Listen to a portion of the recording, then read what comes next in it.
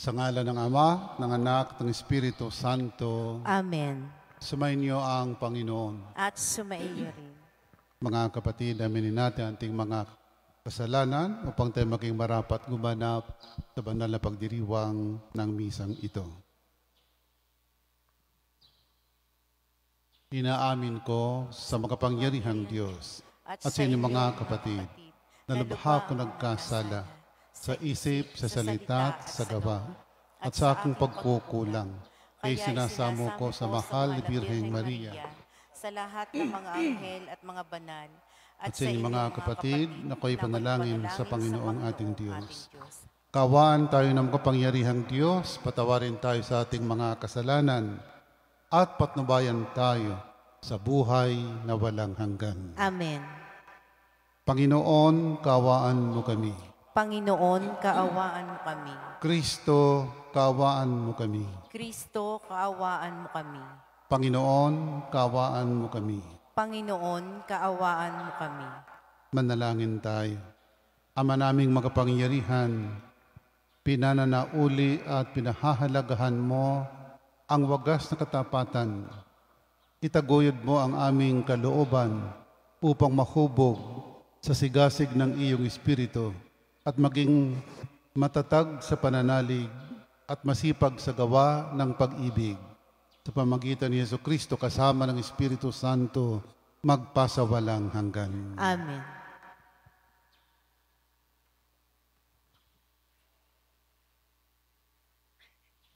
Pagbasa mula sa aklat ni Propeta Jeremias. Sinasabi ng Panginoon, parurusahan ko ang sinumang tumatalikod sa akin at nagtitiwala sa kanyang kapwa. Sa lakas na mga taong may hangganan ang buhay, ang katulad niya'y halamang tumubo sa ilang, sa lupang tigang at sa lupang maalat na walang ibang tumutubo.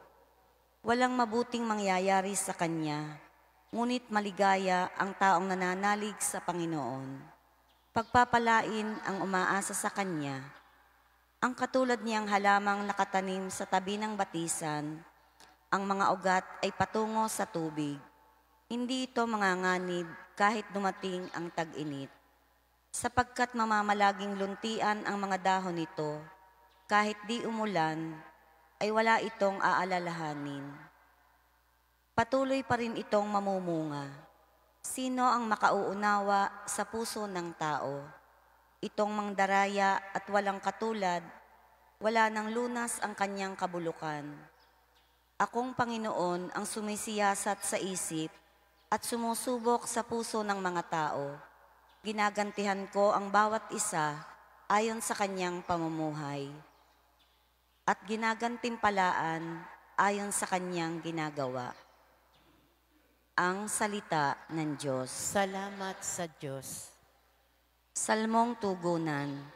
Mapalad ang umaasa sa Panginoon tuwina. Mapalad ang umaasa sa Panginoon tuwina. Mapalad ang taong hindi naaakit niyong masasama upang sundan niya ang kanilang payot maling halimbawa.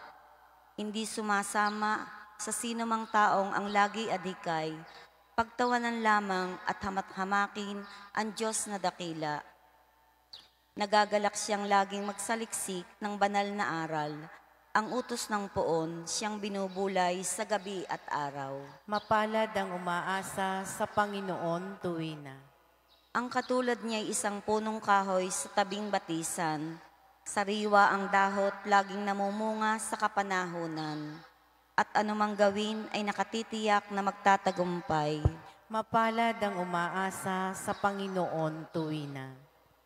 Ngunit ibang-iba ang masamang tao. Ipa ang kawangis, siya'y natatangay at naipapadpad ng hanging umihip. Sa taong matuwid ay Panginoon siyang mag-iingat, ngunit kailanman ang mga masama ay mapapahamak. Mapalad ang umaasa sa Panginoon tuwina.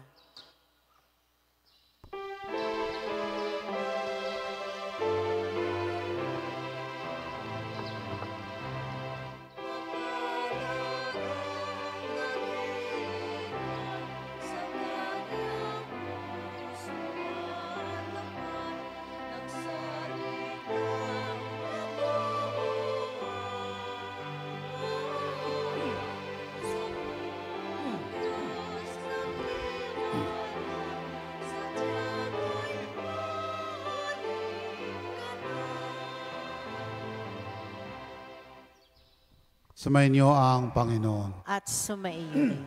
Ang mabuting balita ng Panginoon ayon kay San Lucas. Papuri sa iyo, Panginoon. Noong panahong yon, sinabi ni Jesus sa mga Pariseo, may isang mayamang nagdaramit ng mamahalin at saganang-sagana sa pagkain araw-araw. At may isa namang pulubing nagngangalang Lazaro, tadtad ng sugat, nakalupasay sa may pintuan ng mayaman upang mamulot kahit mumong nahuhulog mula sa hapag ng mayaman. At doon ay nilalapitan siya ng mga aso at dinidilaan ang kaniyang mga sugat. Namatay ang pulubi at dinala ng mga anghel sa piling ni Abraham. Namatay rin ang mayaman at inilibing. Sa gitna ng kanyang pagdurusa sa Hades, tumingala ang mayaman at kanyang natanaw sa malayo si Abraham, kapiling ni Lazaro. At sumigaw siya, Amang Abraham, mahabag po kayo sa akin. Utusan ninyo si Lazaro na isawsaw sa tubig ang dulo ng kanyang daliri at palamigin ang aking dila, sapagkat naghihirap ako sa apoy na ito. Ngunit sinabi sa kanya ni Abraham, Anak, alalahanin mong nagpasasa ka sa buhay sa ibabaw ng lupa at si Lazaro'y nagtiis ng kahirapan. Ngunit ngayon, inaaliw siya rito, samantalang ikaw naman ay nagdurusa. Higit sa lahat, inilagay sa piling sa pagitan natin ang isang malaking bangin upang ang mga narito ay hindi makaparian at ang mga nariyan ay hindi makaparito. At sinabi ng mayaman, kung gayon po, Amang Abraham, ipinamamanhi ko sa inyong papuntahin si Lazaro sa bahay ng aking ama, sapagkat ako ay may 5 kapatid na lalaki. Paparoonin ninyo siya upang balaan sila at nang hindi sila humantong sa dakong ito ng pagdurusa. Ngunit sinabi sa kanya ni Abraham, nasa kanila ang mga sinulat ni Moises at ng mga propeta. Pakinggan nila ang mga iyon. Hindi po sapat ang mga iyon, tugon niya. Ngunit kung pumunta sa kanila ang isang patay na muling nabuhay, tatalikdan nila ang kanilang mga kasalanan. Sinabi sa kanya ni Abraham, kung ayaw nilang pakinggan ang mga sinulat ni Moises at ng mga propeta, hindi rin nila paniniwalaan kahit ang isang patay ay muling mabuhay. Ang mabuting balita ng Panginoon. Pinupuri ka namin, Panginoong Hesukristo. Magandang umaga po. Mukhang simple lang yung ating Ebanghilyong binasa, pero actually, malalim ang hugot. Una, kalimitan po nakafocus tayo doon sa mayamang namatay. O ba? Hindi sinasabi ni Abraham kung ano ang kanyang kasalanan, maliban sa pagpapasasa sa kayamanan. Hindi naman sinabi ni Abraham na si Lazaro, hindi mo nakita sa iyong pintuan, si Lazaro, hindi mo binibigyan. Walang sinabi si Abraham. Ang sinabi lang ni Abraham, nagpasasa ka sa kayamanan. Nagpasasa sa kayamanan.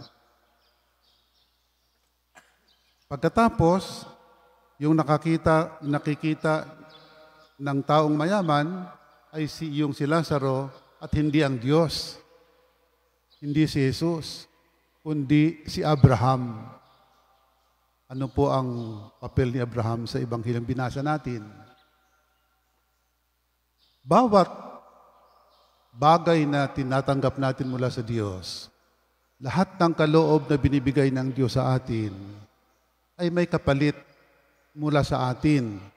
Kaloob mula sa Diyos, para sa atin may kapalit yon. Sapagkat bawat bigay ng Panginoon sa atin ay may karoong kaloob na tawag natin ay tipan, kasunduan. Si Abraham, tinawag ng Diyos, na may kasunduan. Pagpapalain ko ang iyong lahi, I will make you into the father of all nations, but with one condition, sumunod ka sa akin. Sumunod. Yun ang kasunduan. Sa lumang tipan, ito tinatawag natin the covenant. The covenant. Tipan, kasunduan. Pagpapalain kita, pero sumunod ka sa akin. Kaya si Abraham. So ang itinuturo ng Panginoon dito ay hindi lang yung si Lazaro in himself, kundi yung tungkulin ng taong mayaman na tumulong sa mahirap sapagkat siyang binigyan ng Diyos ng kayamanan. Sabi ng Panginoon Diyos, binigyan kita ng kayamanan, pero tumulong ka sa kapwa mo. Sapagkat sa atin pong sinatawag na theology, ay yung lahat ng ating tinatanggap ay hindi tayo ang may-ari. Ang tawag sa atin ay steward, tagapangalaga lamang. Tagapangalaga lamang. Sapagkat kung may-ari ka ng lahat ng iyong may iyo ngayon, pag ika naman ay namatay, wala din.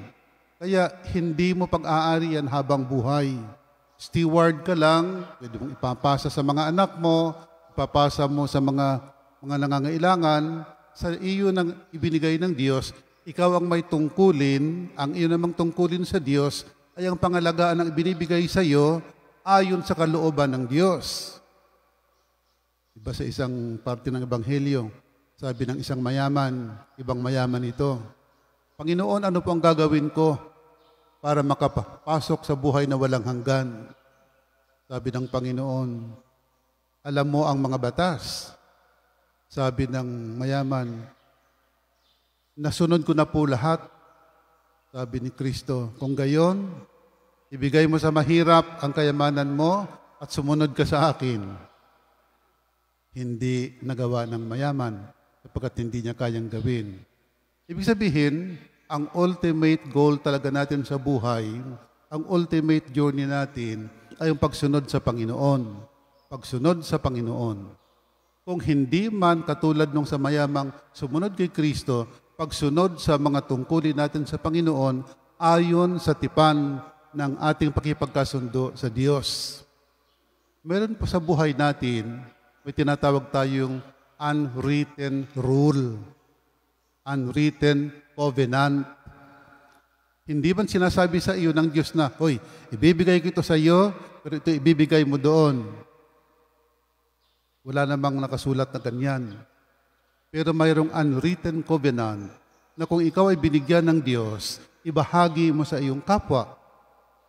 At ito'y maibabahagi mo kung alam mo kung sinong babahagnan mo. Ang kasalanan talaga ng mayaman ay yung hindi niya alam na si Lazaro'y nasa kanyang pintuan. Sa kanyang pagpapasasa sa kanyang kayamanan, hindi niya alam na mayroong taong nangangailangan. O kung alam man niyang si Lazaro'y nandoon, ay hindi niya pinapansin.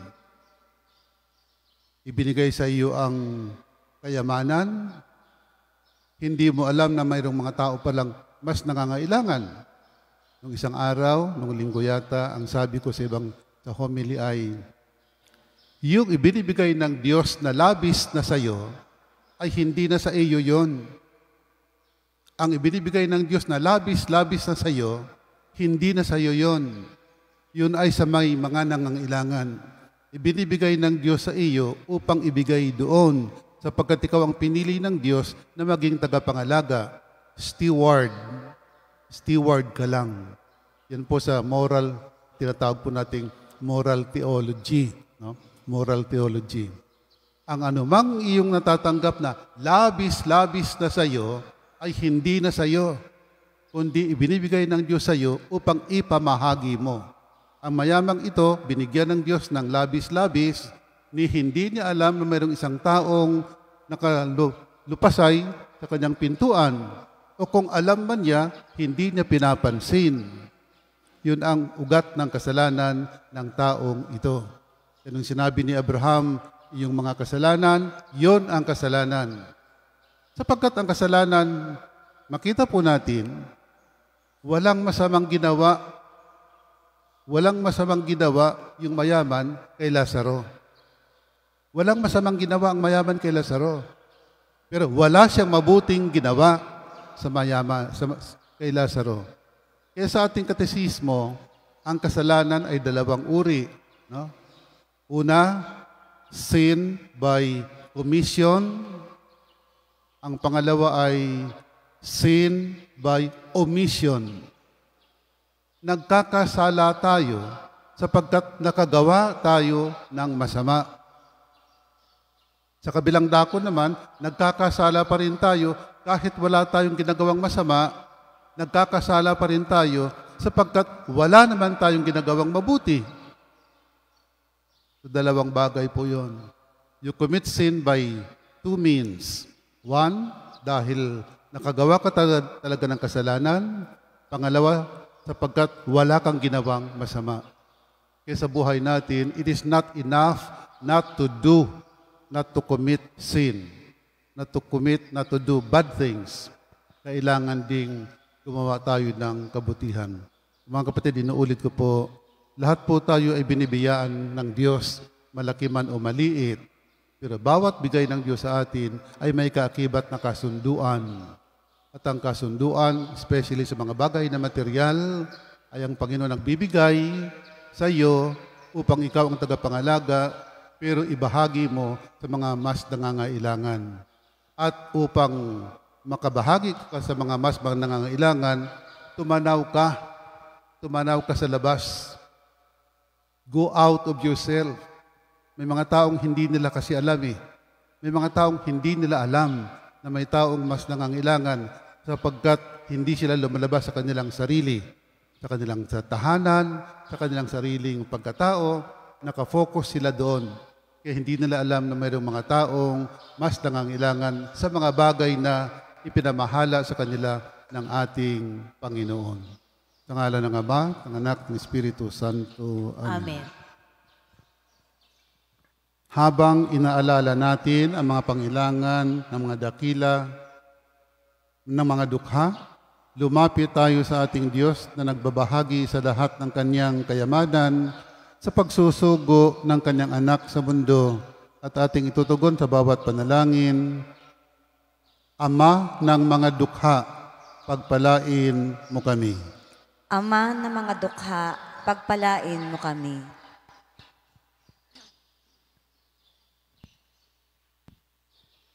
Ang simbahan, naway ipadama ang habag ni Kristo sa mga dukha na nagpupunyagi para sa isang higit na makatarungang lipunan.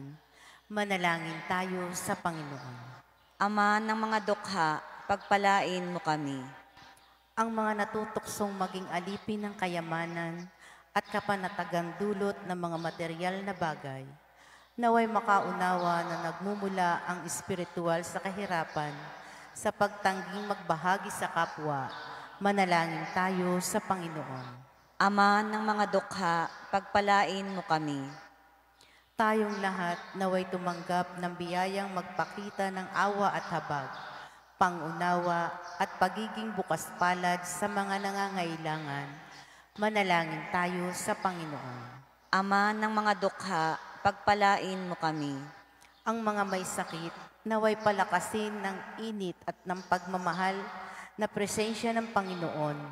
Manalangin tayo sa Panginoon. Ama ng mga dukha, pagpalain mo kami. Ang mga namayapa, naway makabahagi sa kaligayahan at kapayapaan ng kaharian ng Diyos. Manalangin tayo sa Panginoon. Ama ng mga dukha, pagpalain mo kami. Ama naming nasa langit, sa iyong pag-ibig at habag, puspusin mo kami ng iyong nag-uumapaw na kabutihang loob at tulungan kaming dumamay sa mga kapuspalad. Idinadalangin namin ito sa pamamagitan ni Kristong aming Panginoon. Amen.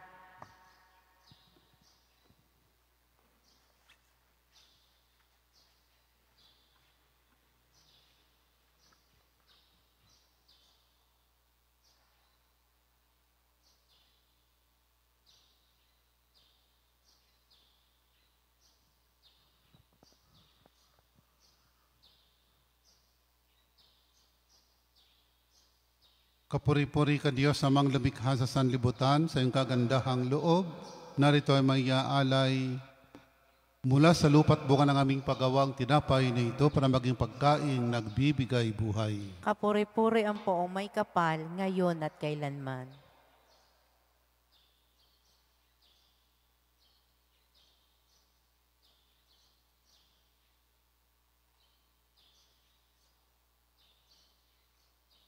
Kapuri-puri ka Diyos amang lumikha sa sanlibutan sa iyong kagandahang loob.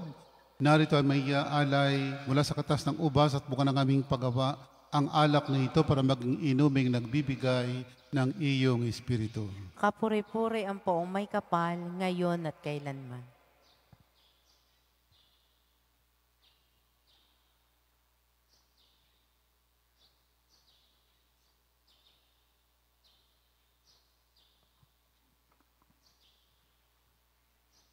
Manalangin kayo mga kapatid upang paghahain natin ay kalugdan ng Diyos, amang makapangyarihan. Tanggapin nawa ng Panginoon itong paghahain sa iyong mga kamay, sa kapurihan niya at karangalan sa ating kapakinabangan at sa buong sambayanan niyang banal. Ama naming lumikha, pabanalin mo sa paghahain ngayon ang aming 40 araw na paghahanda para sa pagkabuhay, upang ang ginaganap namin ay maisaloob ng lubusan sa pamagitan ni Kristo kasama ng Espiritu Santo magpasawalang hanggan. Amen. Sumainyo ang Panginoon. At sumaiyo rin. Itaas sa Diyos ang inyong puso at diwa. Itinaas na namin sa Panginoon. Pasalamatan natin ang Panginoong ating Diyos. Marapat na siya ay pasalamatan. Ama naming makapangyarihan, tunay kang marapat kami aming pasalamatan sa pamamagitan ni Hesukristo na aming Panginoon. Sa pagbabakasakali mong kami bubuti, isinugo mo si Hesukristo upang pangunahan kami. Bilang pagsunod sa iyong atas na bigay, ipinahayag ng iyong anak ang iyong kalooban ng mga pitdukhay kanyang damayan. Ngayon ay iyong inihahandog ang pagkakataong aming maisaloob, ang kanyang ganap at kusang paglilingkod upang sa iyo'y lagi kaming makasunod. Kaya kaisa ng mga anghel nagsisiawit ng papuri sa iyo, nang walang humpay sa kalangitan kami nagbubunyi sa iyong kadakilaan. Santo, Santo, Santong Panginoon Diyos ng mga hukbo, napupuno ang langit at lupa ng kadakilaan mo, o sana sa kaitaasan. Pinagpalaan na paririto sa ngalan ng Panginoon, o sana sa kaitaasan.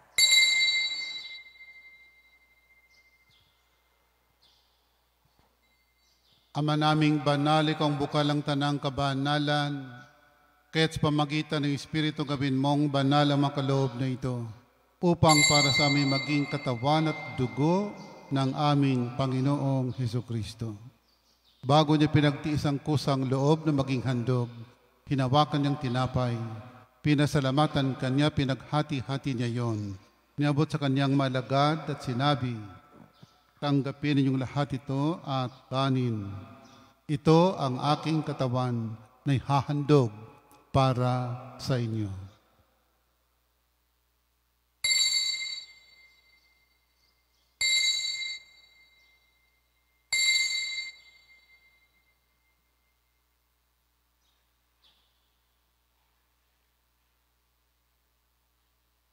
Gayon din naman nang matapos ang hapunan, hinawakan niyang kalis, muli kanyang pinasalamatan. Niabot niya ang kalis sa kanyang malagad at sinabi, tanggapin niyong lahat ito at inumin. Ito ang kalis ng aking dugo, ng bago at walang hanggang tipan. Ang aking dugo na ibubuhos para sa inyo at para sa lahat, sa pagpapatawad ng mga kasalanan.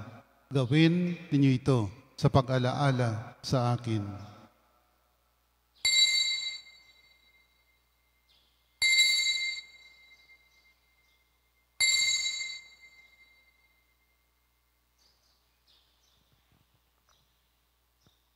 Ipagbunyi natin ang misteryo ng pananampalataya. Si Kristo ay namatay, si Kristo ay nabuhay, si Kristo ay babalik sa wakas ng panahon. Ama, ginagawa namin ngayon ang pag-alala sa pagkamatay at muling pagkabuhay ng iyong anak. Kaya tiniaalay namin sa iyong tinapay na bibigay buhay at ang kalis na nagkakaloob ng kaligtasan. Kami nagpapasalamat dahil kami iyong minarapat at tumayo sa harap mo para maglingkod sa iyo.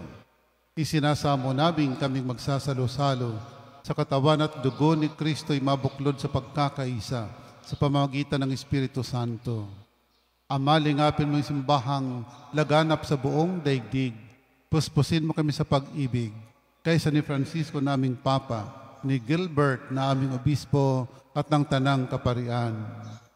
Alalahan mga kapatid naming nahimlay na may pag-asang sila'y muling mabubuhay, gayon din ang lahat ng mga pumanaw. Kawan mo sila at patuloyin sa iyong kaliwanagan. Kawan pagindapatin kaming lahat na makasalo sa iyong buhay na walang wakas. Kaysa ng mahal na Birheng Maria na ina ng Diyos, kaysa ng poong San Jose na mga apostol at ang lahat ng mga banal na namuhay dito sa daigdig ng kalugod-lugod sa iyo. May pagdiwang nawa namin ng pagpupuri si kararangal mo sa pamamagitan ng iyong anak na aming Panginoong Hesukristo. Sa pamamagitan ni Kristo kasama niya at sa Kanya, ang lahat ng parangal at papuri ay sa iyo, Diyos, amang makapangyarihan, kasama ng Espiritu Santo, magpasawalang hanggan.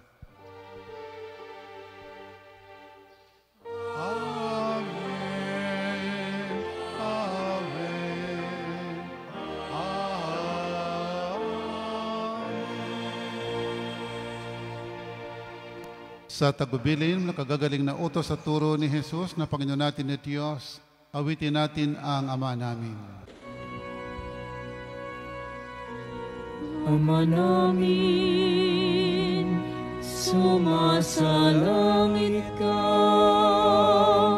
sambahin ang ngalan mo, mapasa amin ang kaharian mo, sundin ang loob mo dito sa lupa para nang sa langit. Bigyan mo kami ngayon ang aming kakanin sa araw-araw, at patawarin mo kami sa aming mga sala para ng pagpapatawad namin sa nagkakasala sa amin, at huwag mo kaming ipahintulot sa tukso, at iadya mo kami sa lahat ng masama. Hinihiling namin kami adya sa lahat ng masama, pagkalooban ng kapayapaan araw-araw, iligtas sa kasalanan, at ilayo sa lahat ng kapahamakan. Samantalang aming pinanabikan ng dakilang araw ng pagpapahayag ng tagapagligtas naming si Hesu Kristo. Sapagkat iyo ang kaharian at ang kapangyarihan at ang kapurihan magpakailanman. Amen. Panginoong Jesucristo, sinabi mo sa iyong mga apostol, kapayapaan ang iniiwan ko sa inyo. Ang aking kapayapaan binibigay ko sa inyo. Tunghayan mong aming pananampalataya at huwag ang aming mga pagkakasala. Pagkalooban mo kami ng kapayapaan at pagkakaisa ayon sa iyong kalooban, kasama ng Espiritu Santo, magpasawalang hanggan. Amen. Ang kapayapaan ng Panginoon ay laging sumainyo. At sumaiyo rin. Magbigayan po tayo ng kapayapaan sa isa't isa. Peace be with you. Kordero ng Diyos na nag-aalis ng mga kasalanan ng sanlibutan, maawa ka sa amin. Kordero ng Diyos na nag-aalis ng mga kasalanan ng sanlibutan, maawa ka sa amin. Kordero ng Diyos na nag-aalis ng mga kasalanan ng sanlibutan, ipagkaloob mo sa amin ang kapayapaan.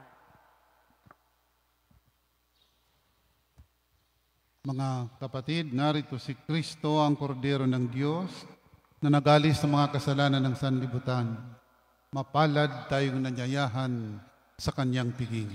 Panginoon, hindi ako karapat-dapat na magpatuloy sa iyo. Ngunit sa isang salita mo lamang ay gagaling na ako.